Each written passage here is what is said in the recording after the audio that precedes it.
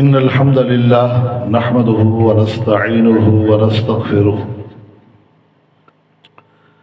ونعوذ بالله من شرور أنفسنا ومن سيئات أعمالنا من يهده الله فلا مضل له ومن يضلل فلا هادي له ونشهد أن لا إله إلا الله وحده لا شريك له ونشهد أن محمدا عبده ورسوله اللهم صل على محمد وعلى آل محمد كما صليت على إبراهيم وعلى آل إبراهيم إنك حميد مجيد اللهم بارك على محمد وعلى آل محمد كما باركت على إبراهيم وعلى آل إبراهيم إنك حميد مجيد أما بعد فإن خير الحديث كتاب الله وخير الهدي هدي محمد صلى الله عليه وسلم وشر الأمور محدثاتها وكل محدثة بدعة وكل بدعة ضلالة وكل ضلالة في النار أما بعد فأعوذ بالله من الشيطان الرجيم بسم الله الرحمن الرحيم قل يا أيها الكافرون لا أعبد ما تعبدون ولا أنتم عابدون ما أعبد ولا أنا عابد ما عبدتم ولا أنتم عابدون ما أعبد لكم دينكم ولي دين.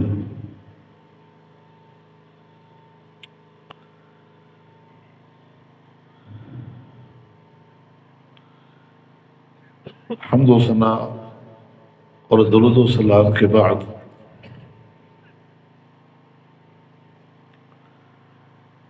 اللہ تعالیٰ کے فضل و کرم سے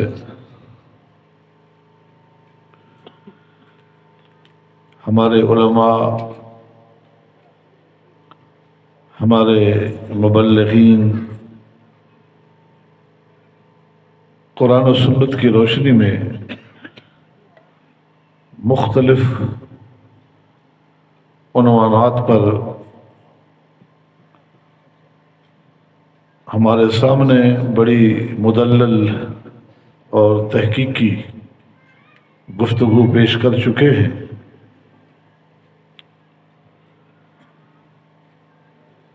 اللہ تعالی ہمارے ان علماء و مشائخ کے علم عمل میں بھی برکتیں عطا فرمائے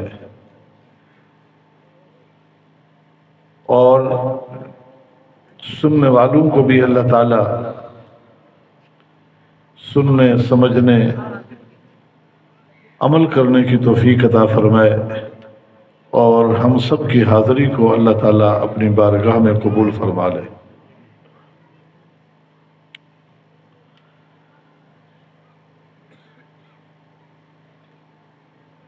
اللہ تعالیٰ کی توفیق کے بعد آپ بھائیوں کی محبت ہماری یہ ملاقات کا الحمدللہ بار بار سبب بن رہا ہے. اللہ تعالی ہماری ان محبتوں کو بھی ہماری اخروی نجات کا سبب بنا دے. ہماری یہ مجالس، ہمارے یہ پروگرام خالص دینی، منہجی اور فکری ہوا کرتے ہیں.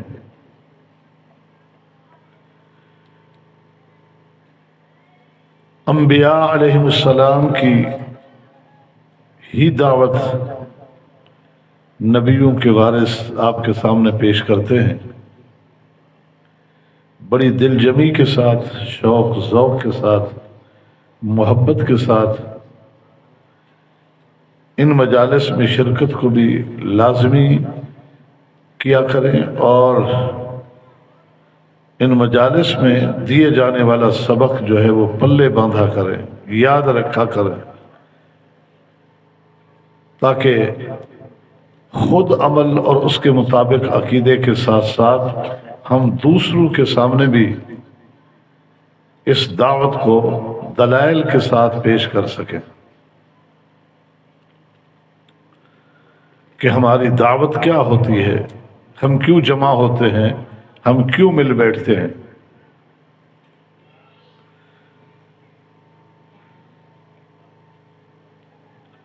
لا الہ الا اللہ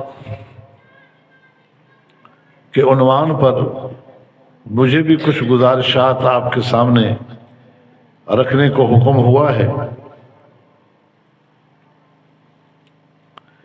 کلمہ لا الہ الا اللہ ایک ایسا کلمہ ہے جو تمام کلمات کا سردار ہے۔ نبی علیہ الصلوۃ والسلام نے اسے افضل الذکر قرار دیا ہے کہ افضل الذکر لا الہ الا اللہ، سب سے بہترین وظیفہ یہ ہے کہ ہماری زبانیں تر و تازہ رہیں اس کلمے کے ورد کے ساتھ، لا الہ الا اللہ۔ نبی علیہ الصلوۃ والسلام نے شعب ایمان بیان فرمائے کہ ایمان کے 70 سے زائد شعبہ جات ہیں، درجات ہیں، شاخیں ہیں۔ سب سے عمدہ شعبہ، درجہ، شاخ دین اسلام کی وہ کیا ہے؟ قول لا الہ الا اللہ۔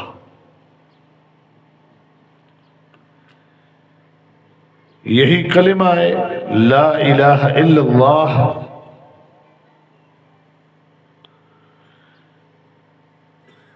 کہ جو قبولیت کے ساتھ اگر کسی مسلمان کے نامہ اعمال میں درج ہو گیا تو کل قیامت کے دن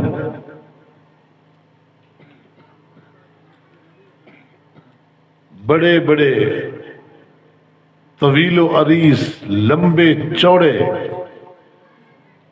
گناہوں سے بھرے رجسٹر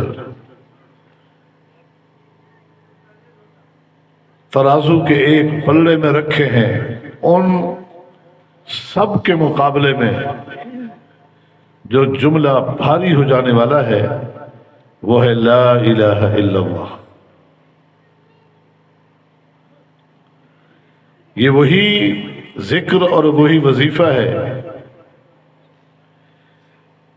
جو اولو العزم پیغمبروں میں سے عظیم پیغمبر سیدنا موسیٰ علیہ السلام نے رب سے ایک خاص وظیفہ پوچھا، خاص، اور بار بار پوچھا، تو جواب میں ہر بار یہی ہدایت کی گئی کہ کہو لا الہ الا اللہ۔ کیونکہ اللہ رب العالمین نے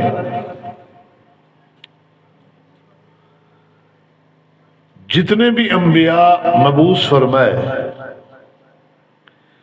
اس کائنات کے اندر دنیا میں ظلمتوں، تاریکیوں، جہالتوں کو ختم کرنے کے لیے سب کا نقطہ آغاز یہی تھا، قولوا لا الہ الا اللہ۔ پہلا سبق لا الہ الا اللہ کا۔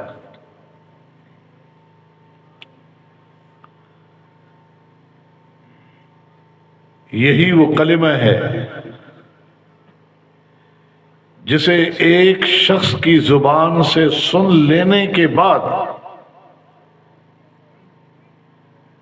اس صحابی نے، جسے دوسرے صحابہ حب رسول اللہ کہتے تھے، نبی علیہ السلام کا پیارا اسامہ، یہ کلمہ سن لینے کے بعد تلوار چلا دی اور قتل کر دیا کہ یہ کافر اب موت سے بچنے کے لیے لا الہ الا اللہ کہہ رہا ہے۔ جب نبی علیہ الصلوۃ والسلام کے پاس یہ اطلاع پہنچی تو نبی علیہ السلام غصے کی وجہ سے لال پیلے ہو چکے تھے، اور اسامہ کو بلا کر آپ فرمانے لگے، اسامہ اقتلتہ بعد ما قال لا الہ الا اللہ، اس نے لا الہ الا اللہ کہا، تو نے پھر بھی قتل کر دیا؟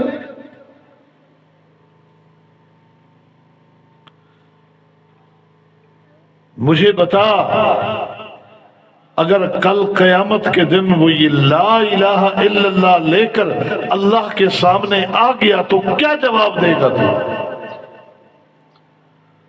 اے اللہ، میں نے تو لا الہ الا اللہ کہہ دیا، پھر مجھے اس نے مارا تھا۔ یہ لا الہ الا اللہ لے کر آ گیا اللہ کی عدالت میں، تو بتا کیا جواب دے گا؟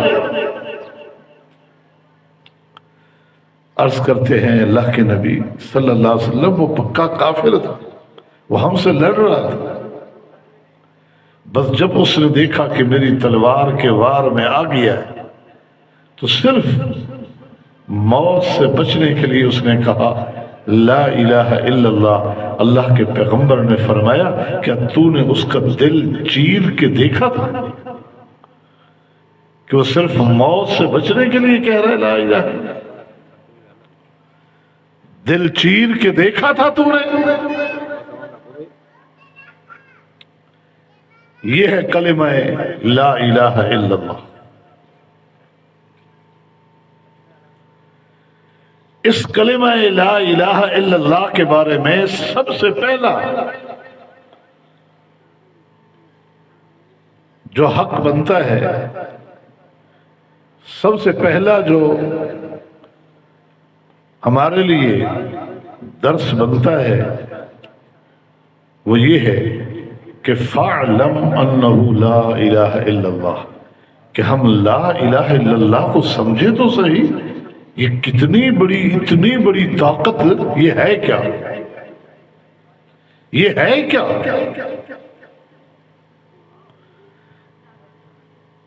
کہ جو اتنی بڑی طاقت ہے کہ میدان محشر میں ایک طرف تا حد نظر طویل و عریض گناہوں سے بھرے ہوئے 99 رجسٹر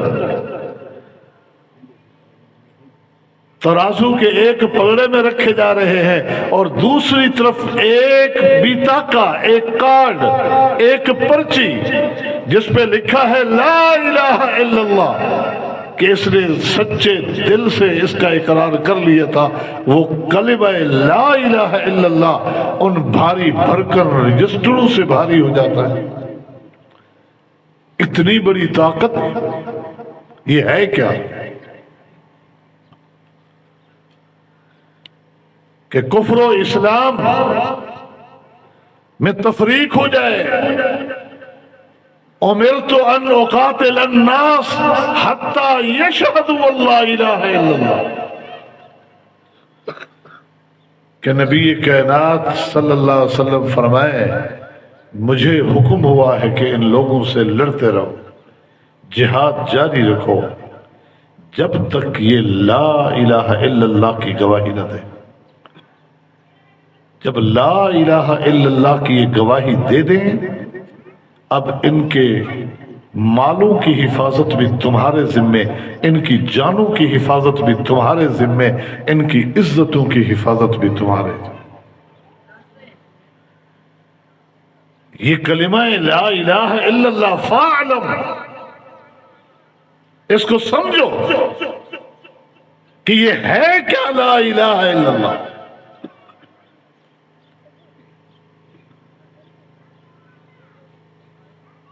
کہ نبی صلی اللہ علیہ وسلم کو صادق و امین کہنے والے،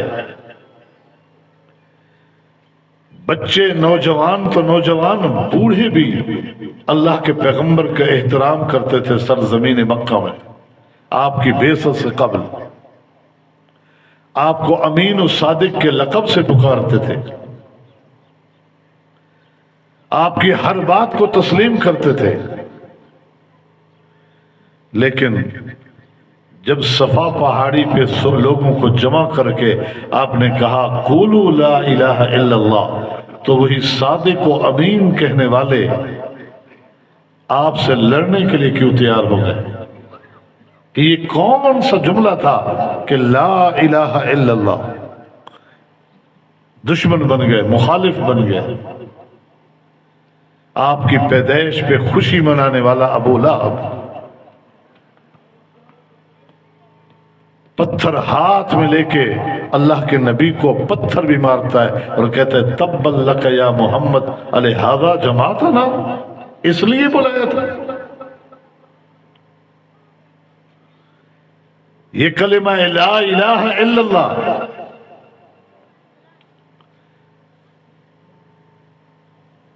کہ نبی علیہ الصلوۃ والسلام نے جب اس کی دعوت شروع کی، سارے ناراض ہو گئے۔ وہی آپ کا احترام کرنے والے آپ کے راستے روک رہے ہیں، راستوں میں روک کر آپ کی گستاخیاں کر رہے ہیں۔ کبھی معاذ اللہ ثم معاذ اللہ آپ کے چہرے انور پہ کوئی ظالم تھوکتا ہوا نظر آتا ہے، سجدے کی حالت میں بدبودار گوبر سے بھری ہوئی خون آلود اوجھریاں اٹھا کے ڈالی جا رہی ہیں، آپ کے شہید کرنے کے پروگرام بنائے جا رہے ہیں، جان سے ختم کر دو اس کو، بائیکاٹ کیے جا رہے ہیں، جو اس کا ساتھ دے اس سے بھی بائیکاٹ، نہ لین دین، نہ خوشی غمی، نہ بیع و شراء، کھانا پینا بند کر دو ان کا۔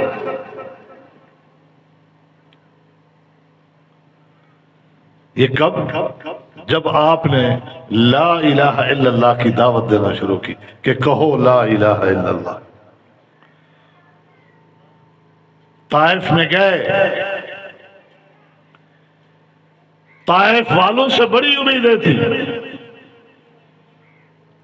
بڑی توقعات تھی، یہ میری بات کو توجہ سے سنیں گے۔ طائف والوں نے تو جو سلوک کیا،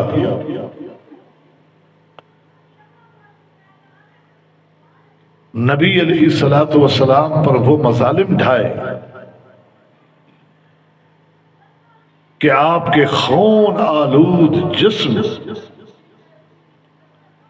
کو دیکھ کر عرش والے نے جبریل امین کو بھیج دیا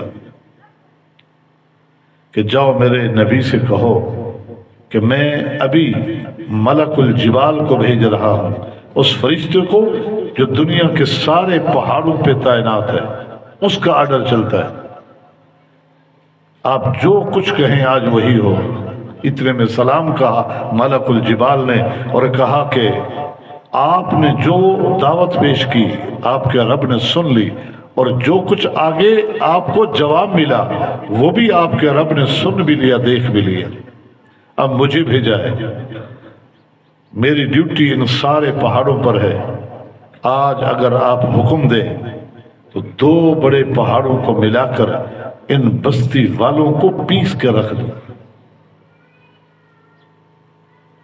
لیکن نبی علیہ السلام نے فرمایا نہیں میرے رب، ہو سکتا ہے یہ نہیں تو ان کی اولادوں میں کوئی بچہ ہی ایسا پیدا ہو جائے جو لا الہ الا اللہ کو ماننے والا بن جائے۔ انہوں نے نہیں مانا لا الہ الا اللہ، ہو سکتا ہے ان کے خاندانوں میں سے کوئی بچہ اٹھے، بڑا ہو اور اس کے سمجھ آ جائے کہ واقعی لا الہ الا اللہ۔ آپ کو اپنی سرزمین مکہ کیوں چھوڑنی پڑی؟ علاقہ علاقہ ہوتا ہے، اپنی سرزمین سے انسان کو بڑی محبت ہوتی ہے، در و دیوار علاقوں سے ریگستان میں ہے، ریت کے ٹیلوں سے، ندیوں سے، کھیتوں سے، درختوں سے محبت ہوتی ہے۔ ساری سہولیات شہروں میں، لیکن آپ ایک مہینہ کسی ایسے شہر میں گزار کے آئے کہ ساری سہولیات ہوں، یہ ندیاں نظر نہ آئیں، یہ درخت نظر نہ آئیں، یہ وادیاں، یہ کھیت نظر نہ آئیں۔ جب ایک مہینے کے بعد آپ اپنے علاقے کی سرزمین میں داخل ہوں گے، اپنے دل کی کیفیت اپنے آپ سے پوچھیں۔ اور مکہ تو وہ شہر ہے جس کے بارے میں کائنات کے امام خود محمد الرسول اللہ نے فرمایا، روئے زمین پر سب سے محبوب ترین زمین اللہ کے نزدیک وہ سرزمین مکہ ہے۔ وہ سرزمین وہاں سے کیوں نکالا جا رہا ہے؟ اس لیے کہ آپ کہتے ہیں لا الہ الا اللہ۔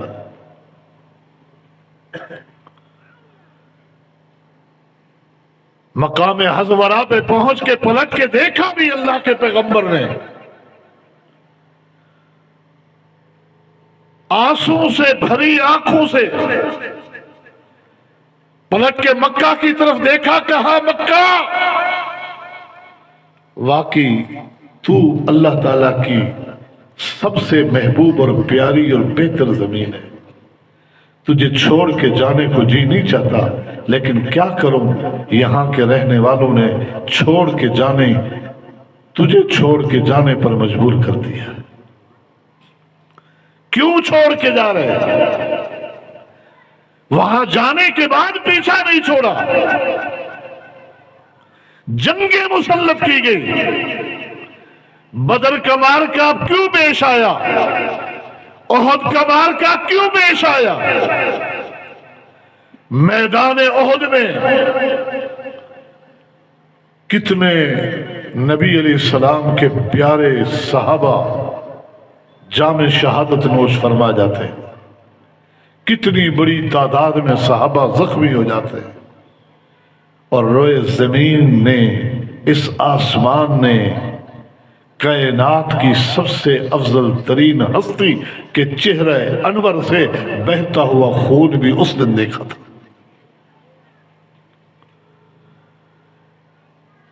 کہ اللہ کے پیغمبر کا دانت مبارک بھی ٹوٹا، چہرہ زخمی بھی ہوا، خون رکتا نہیں تھا، پانی سے دھویا جا رہا ہے۔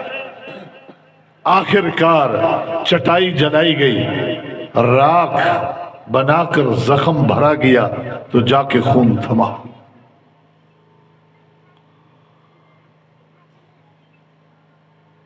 خندق کا موقع دیکھنے، جنگ احزاب جس کو کہتے،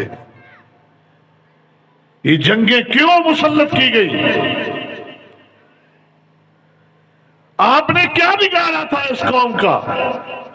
آپ نے کون سا بڑا نقصان کر دیا تھا کہ رات کو صادق و امین کہنے والے صبح دشمن بن بیٹھے تھے؟ کہ آپ نے کہا تھا قولوا لا الہ الا اللہ۔ یہ کیا ہے لا الہ الا اللہ؟ یہ کیا ہے لا الہ الا اللہ؟ جس کی دعوت اللہ کا ہر پیغمبر لے کر آیا، لا الہ الا اللہ۔ فمن یکفر بالطاغوت ویؤمن باللہ فقد استمسک بالعروۃ الوثقی لا انفصام لها۔ اس کا پہلا حصہ ہے لا الہ، لا الہ۔ او مکہ والو، میرے خاندان کے لوگوں، برادری کے لوگوں،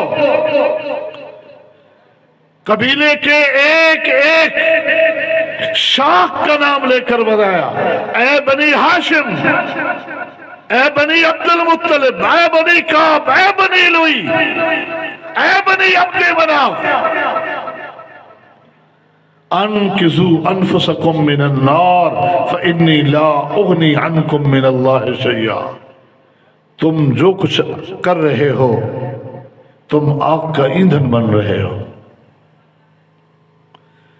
آگ کا ایندھن بن رہے ہو، اپنے آپ کو آگ سے بچاؤ۔ اترکوا اللات والمنات، یہ غیر اللہ کے نعرے لگانا چھوڑ دو، یہ لات و منات، عزا و حبل کو پوجنا چھوڑ دو۔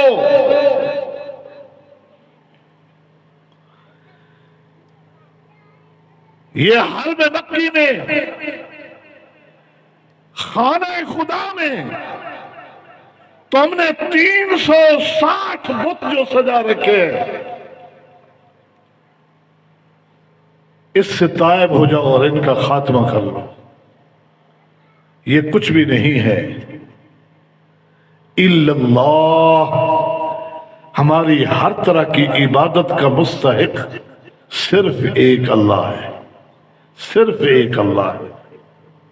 یہ نہیں کہ اللہ ہے، صرف ایک اللہ ہے، لا الہ الا اللہ، سب کی نفی کر کے ایک اللہ ہے۔ ہمیں بھی سوچنا چاہیے، اپنے معاشرے پہ بھی نظر رکھنی چاہیے کہ جب اللہ کی عبادت کی جائے تو سارے ساتھ ہیں، اور جب کہا جائے صرف ایک اللہ کی عبادت تو ہمارے بھی ہم سے کافی روٹھ جاتے ہیں کہ یہ صرف کا لفظ کیوں بجائے گا، صرف کا لفظ، اس سے ہمارے بھی روٹھ جاتے ہیں، ناراض ہو جاتے ہیں۔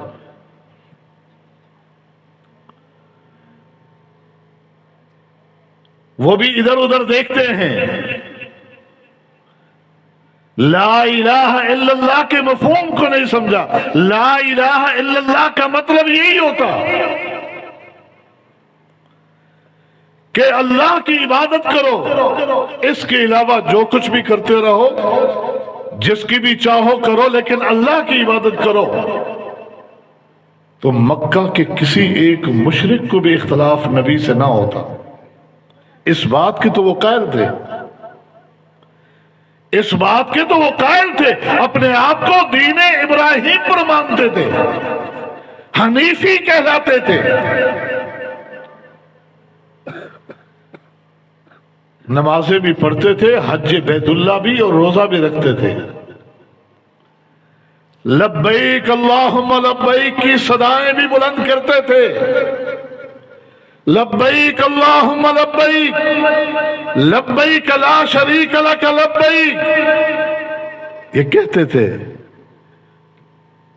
ایک موقع پر یہ کلمہ سن کر نبی علیہ السلام نے فرمایا بھی تھا کہ رک جا، کامیاب ہو جائے گا، لیکن آگے کہا الا شریکا تملکہ وما ملک، بس یہ ایک جملہ تھا، الا شریکا تملکہ وما ملک، سب سے بڑا تو ہی ہے، تیرے برابر کوئی نہیں، ہاں وہ جن کو تو نے ہی اختیارات دے رکھے ہیں، تو نے ہی اختیارات دے رکھے۔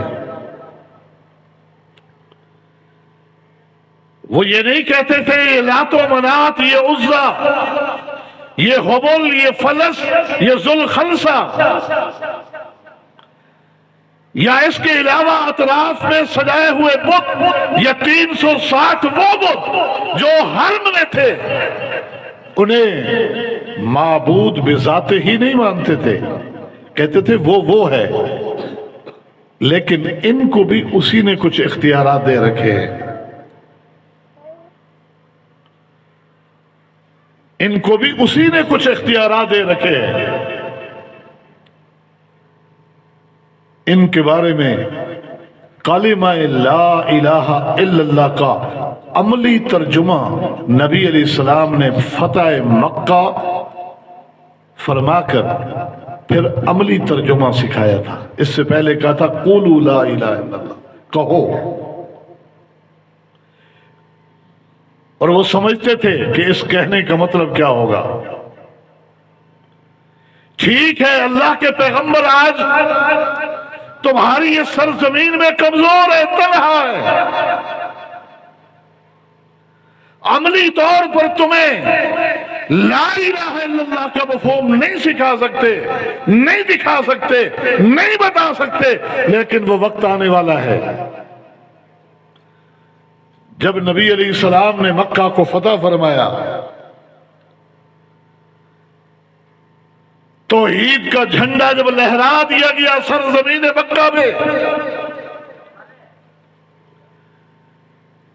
باب بیت اللہ کے گھر کے دروازے کے سامنے کھڑے ہو کے ایک تاریخی خطاب بھی فرمایا،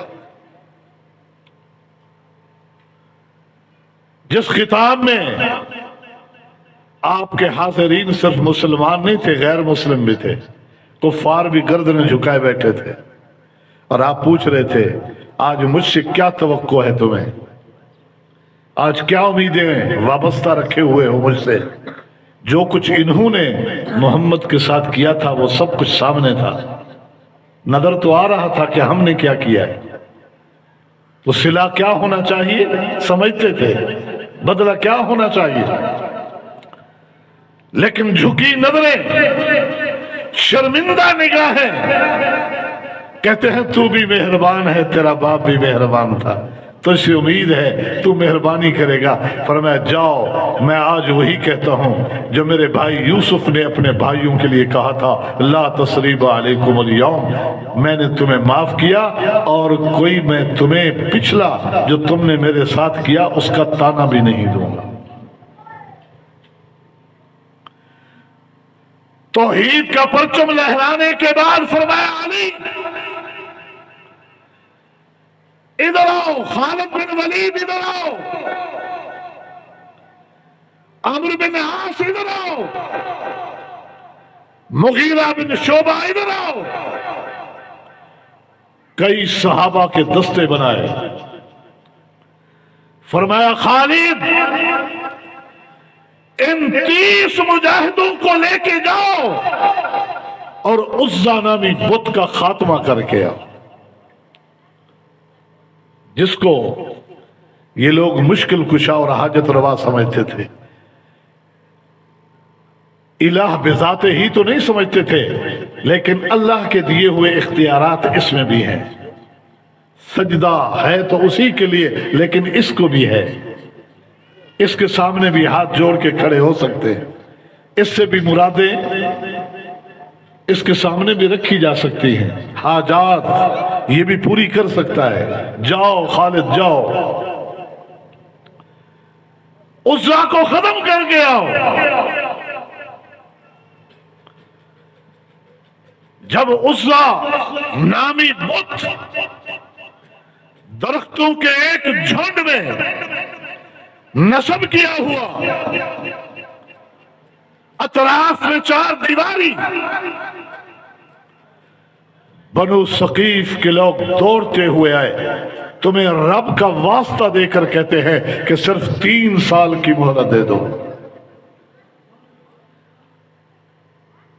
اللہ کے نبی تک پیغام پہنچایا گیا، یہ مہلت مانگتے، فرمایا توڑ دو، 1 سال کی مہلت دے دو، 1 مہینے کی مہلت دے دو۔ کائنات کے امام کا پیغام ملا، انہیں 1 لمحے کی مہلت نہ دو، اسے توڑ دو۔ اسلامی ریاست کا یہ اولین مقصد ہوتا ہے، ارباب اختیار تم نے بھی آواز لگائی تھی، پاکستان کا مطلب کیا؟ لا الہ الا اللہ۔ تم نے باقاعدہ اپنی حکومت کا ہر دور میں ایک شعبہ اور محکمہ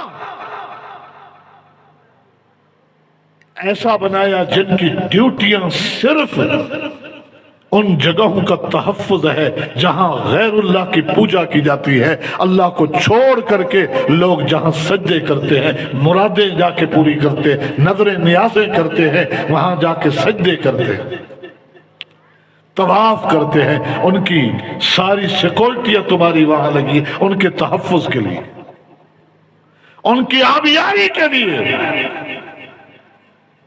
سالانہ بجٹ پاس ہوتا ہے، میری اس اسلامی جمہوریہ کا بجٹ، اس میں مزاروں کا خرچ علیحدہ سے نکالا جاتا ہے، مزاروں کو غسل دیے جا رہے ہیں، ہلکے غلام سے دھویا جا رہا ہے۔ قول لا الہ الا اللہ کو بغیر سمجھے جو کہتا ہے تو پھر ایسے ہی کرتا رہتا ہے۔ قول لا الہ الا اللہ کو اس لیے رب نے فرمایا فَاعْلَمْ أَنَّهُ لَا إِلَهَ إِلَّا اللَّهُ۔ خالد بن ولید رضی اللہ تعالی عنہ خوشی خوشی یہ فتح اپنی طرف منسوب کرتے ہوئے آتے ہیں، ہم نے اللہ کے پیغمبر عزا کو اس حالت میں چھوڑ کے آئے ہیں جیسے خارش زدہ اونٹ ہوتا ہے، کالا سیاہ کر کے آئے، بھگا دیا اطراف میں بیٹھے ہوئے مجاوروں کو، خلیفوں کو،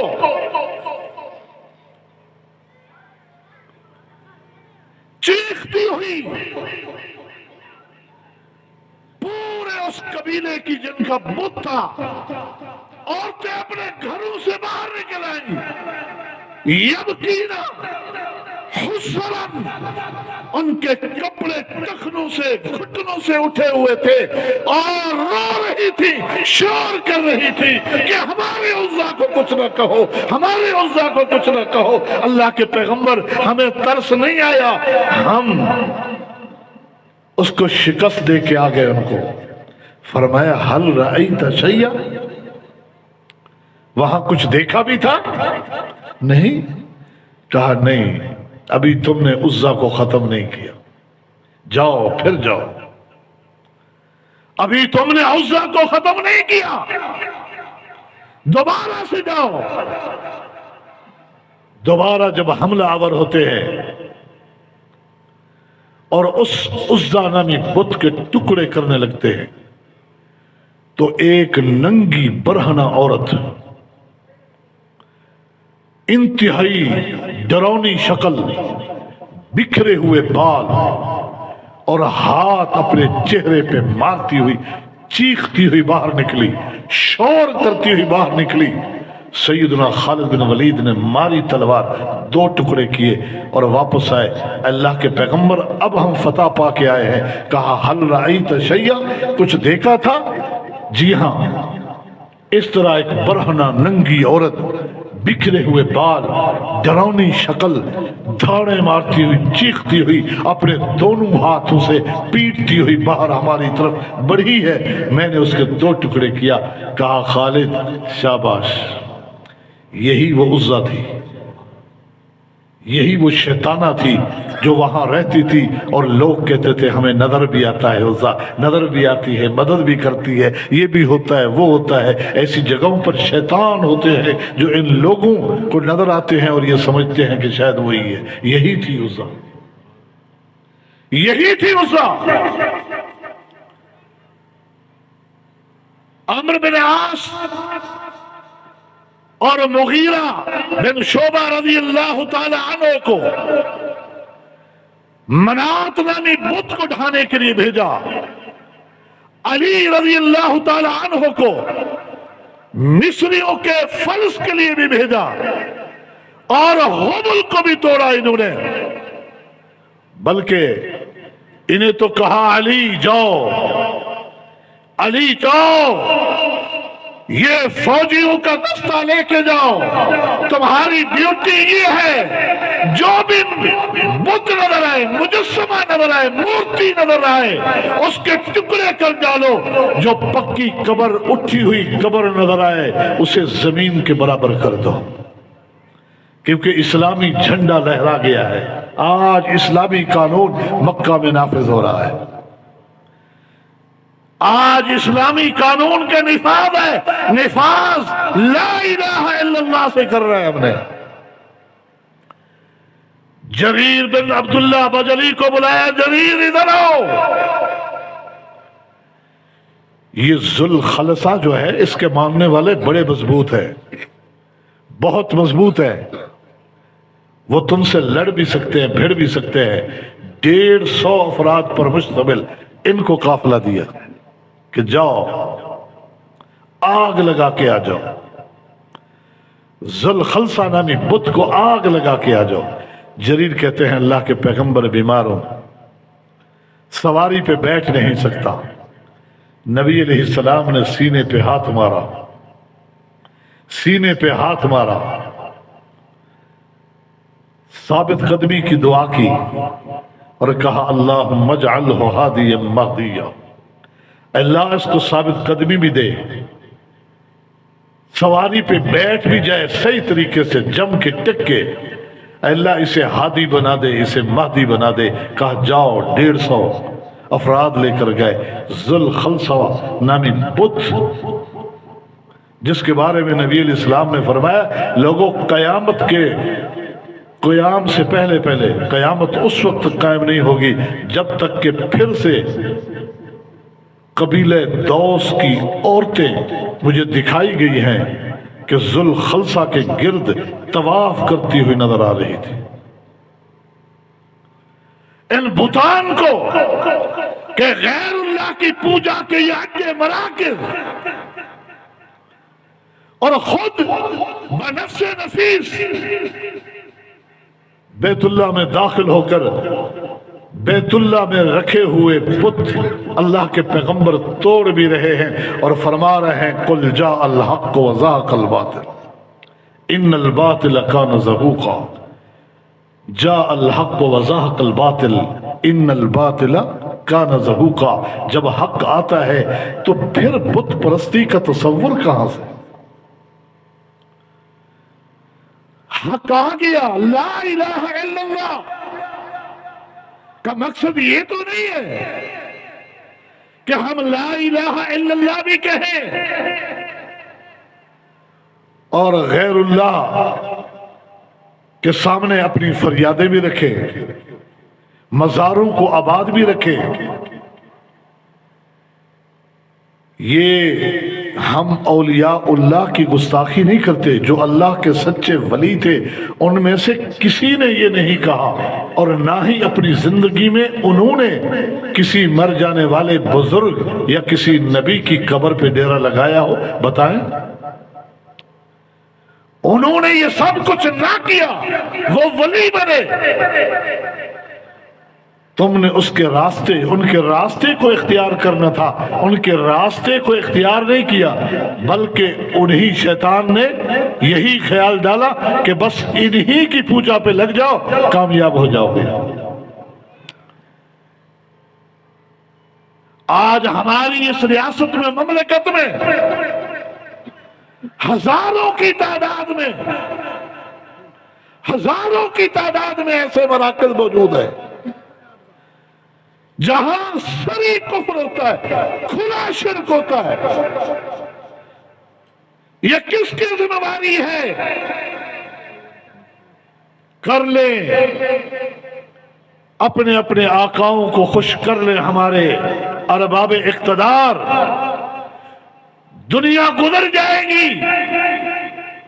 لیکن کبھی سوچا، اس موضوع پر کبھی سوچا کہ رب نے یہ پوچھ لیا کہ تو حاکم وقت تھا، تیرے ہاتھ میں اختیار تھا، تو نے ان شرک کے اڈوں کی حفاظت کی ہے، شرک کے اڈوں کے خاتمے کے لیے کیا کیا ہے تو کچھ تو اقدامات کر جاؤ۔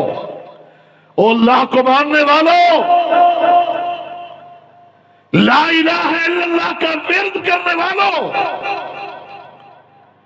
لا الہ الا اللہ۔ اللہ کے پیغمبر نے تو جو سامنے تھے، قریب تھے، دور تھے، حکمران وقت تھے، صاحب اقتدار تھے، سب کو دعوت دی تو یہی اول دعوت تھی، قل یا اہل الکتاب تعالوا الى کلمۃ سواء بیننا وبینکم الا نعبد الا اللہ ولا نشرک بہ شیئا۔ نجران کے عیسائیوں سے یہی کہا، مدینہ کے یہودیوں کو یہی کہا۔ صلح حدیبیہ کے بعد کسریٰ کو لکھے جانے والا خط، قیصر کو لکھا جانے والا خط، نجاشی کو لکھا جانے والا خط، मकूकस को लिखा जाने वाला खत यही है, तालो इला कलिमतिन सवाइन बैनना व बैनकुम अल्ला नअबुदा इल्लल्लाह वला नुशरिका बिही शैया वला यत्तखिज़ बअदुना बअदन अरबाबन मिन दूनिल्लाह। आओ, एक वो कलिमा जो हमारे और तुम्हारे दरमियान बराबर है। मूसा अलैहिस्सलाम ने भी इसी ला इलाहा इल्लल्लाह की दावत दी, ईसा अलैहिस्सलाम ने भी इसी ला इलाहा इल्लल्लाह की दावत दी। वमा अरसलना मिन क़ब्लिका मिन रसूलिन इल्ला नूही इलैहि अन्नहु ला इलाहा इल्लल्लाह। अल्लाह फरमाते हैं खाली मूसा, ईसा और मोहम्मद आप नहीं, बल्कि इसके अलावा भी और रोए जमीन पर मैंने जितने रसूल भेजे हैं सबकी दावत यही थी, ला इलाहा इल्लल्लाह। तो ये कलिमा मुश्तरक है। आओ, इसी पर हम इत्तेफाक करते हैं जो हमारे तुम्हारे दरमियान बराबर है, जिसको तुम भी मानते हो, जिसको हम भी मानते हैं, और वो क्या है? अल्लाह नअबुदा इल्लल्लाह वला नुशरिका बिही शैया। आज भी ये फिरक का, मसालिक का इख्तलाफ, ये भी अगर खत्म हो सकता है तो इसी नुक्ते पे खत्म हो सकता है। अगर कोई इसी पर इत्तेफाक कर सकता है तो इसके अलावा और कोई नहीं। अगर आप अपने किसी उस्ताद की तरफ बुलाएंगे तो दूसरी तरफ भी बड़े बड़े उस्ताद मौजूद हैं। तू कहता है फला इमाम की तरफ आए तो वो अपने इमाम की तरफ बुलाएगा, तू अपने कबीले की तरफ, वो अपने कबीले की तरफ। ये जंग खत्म हो सकती है। जिस रब का नाम तुम लेते हो उस रब की इबादत पर जमा हो जाए, और जिस रसूल का कलिमा पढ़ते हो उसने सबसे पहली जो दावत दी है उसको मान ले, उसकी उलूहियत पर मुत्तफिक हो जाए कि वही है हमारा हाकिम मालिक, जो उसका हुक्म होगा हम उसी को कबूल करेंगे। उसका हुक्म है कि ये मूसा नबी बन के आया है, इसकी इत्तिबा करो, तो उसकी इत्तिबा होती रहेगी। उसका हुक्म आएगा, अब ईसा को नबी बना के भेजा, मूसा की नबूवत को मनसूख कर दिया, तो जी रब्बुल आलमीन हम तुझे हाकिम मान चुके हैं। इनिल हुक्म इल्ला लिल्लाह, हाकिम तू ही है, हुकूमत तेरी ही है, हुक्म तेरा ही चलेगा। अब हम ईसा को मानेंगे, तौरात मनसूख हो गई, अब इंजील को मानेंगे। उसका हुक्म आता है कि मैंने अब मोहम्मद को कायनात के लिए नबी बना के भेजा, सारे अंबिया की नबूवत को मनसूख कर दिया। तो जी रब्बुल आलमीन हमने तेरे नबी मोहम्मद की नबूवत को माना, हमने माना कि तूने आखिरी किताब कुरान मजीद की शक्ल में भेजी है, बकिया को मनसूख कर दिया, तो हमने तेरी किताब को मान लिया। ये एक नुक्ता है जिस पर इत्तेफाक हो सकता है। मज़ाहिब का भी, मसालिक का भी, कि आप उस तरह बुलाते हैं, वो उस तरह बुलाता है, इस बात पर मुत्तफिक हो जाए कि अकीदा, अकीदे के हवाले से इख्तलाफ हो तो कुरान से लेंगे या मोहम्मद की हदीस से लेंगे। अमल के हवाले से इख्तलाफ हो तो कुरान से लेंगे या हदीस से लेंगे। कितनी जसारत की बात है कि लोगों ने बरमला कहा हुआ है, अवामुन्नास मुखलिस हैं, सीधे सादे लोग, ये अनपढ़ हैं बेचारे लेकिन मुखलिस हैं, इनको पता नहीं है। इनको ये कहा जाता है हम उसी अकीदे की बात करते हैं जो कुरान में है, हम उसी अमल की बात करते हैं जो सुन्नत में है। अपनी किताबों में इन्होंने वाज़े लिख दिया है। एक किताब का मैं हवाला दे दो, अल मुहन्नद का, जिसमें उलमाए देवबंद ने 20 बड़े बड़े उलमा के आखिर में दस्तखत हैं کہ ہمارا اتفاقی عقیدہ یہ ہے، عقائد اہل سنت یہی ہے اور متفق علیہ یہی ہے، اور اس کے شروع میں لکھا ہے کہ مسئلہ کوئی اجتہادی ہوگا، احکام کا ہوگا، تو ہم امام ابو حنیفہ رحمہ اللہ کے پیروکار ہیں، اور بات اگر کوئی عقیدے کی آئے گی، بات اگر کوئی عقیدے کی آئے گی تو ہم عقیدے کے میدان میں دو امام ماتوریدی اور اشعری کا نام لیا کہ ہمارا عقیدہ جہاں عقیدے کی بات آئے گی یا ہم ماتوریدیہ کا عقیدہ لیں گے یا اشعریہ سے عقیدہ لیں گے۔ کتاب کے آغاز میں لکھا ہے